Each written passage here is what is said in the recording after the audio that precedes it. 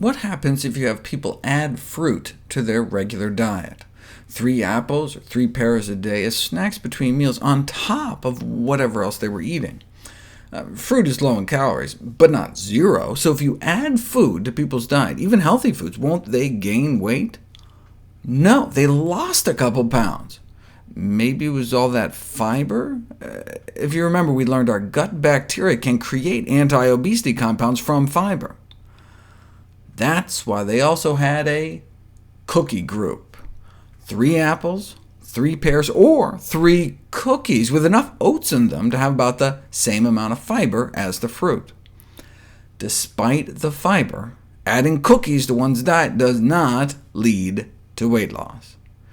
They think the weight-reducing secret of fruit is its low energy density, meaning you get a lot of food for just a few calories, so it fills you up. Energy density is a relatively new concept that has been identified as an important factor in body weight control in both adults and in children and adolescents. Energy density is defined as the amount of calories per unit weight of a food or beverage. Water, for example, provides a significant amount of weight without adding calories. Fiber, too. Thus, foods high in fiber and water are generally lower in energy density.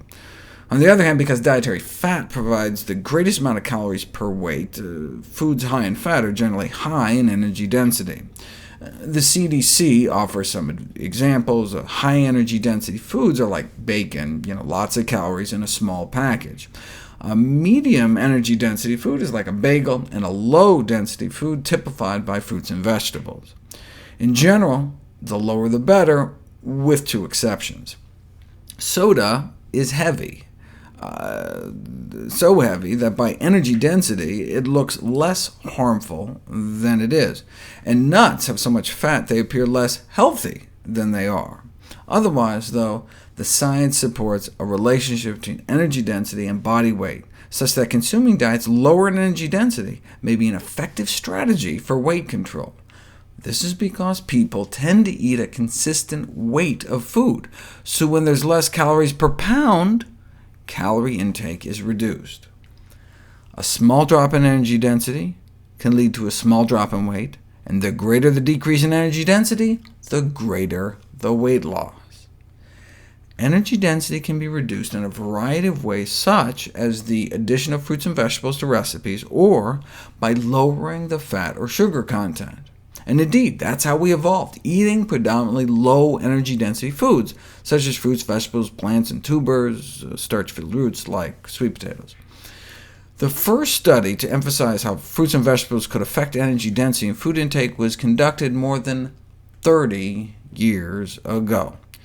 Researchers were able to cut people's caloric intake nearly in half, from 3,000 calories a day down to 1,570, without cutting portions, just by substituting less calorie-dense foods, which means lots of fruits, vegetables, whole grains, and beans, compared to a high-energy density meal with lots of meat and sugar.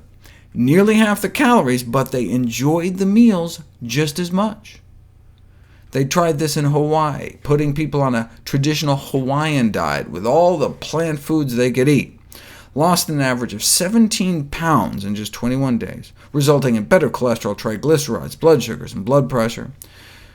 Caloric intake dropped 40%, but not by eating less food. In fact, they lost 17 pounds in 21 days eating more food, 4 pounds of food. But because plants tend to be so calorically dilute, one can stuff oneself without getting the same kind of weight gain.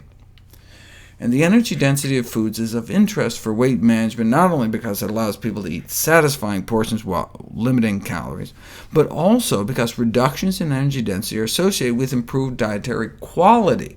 For example, lower energy-dense diets associated with lower risk of pancreatic cancer. Lower energy density foods tend to be healthier foods, so we get the best of both worlds.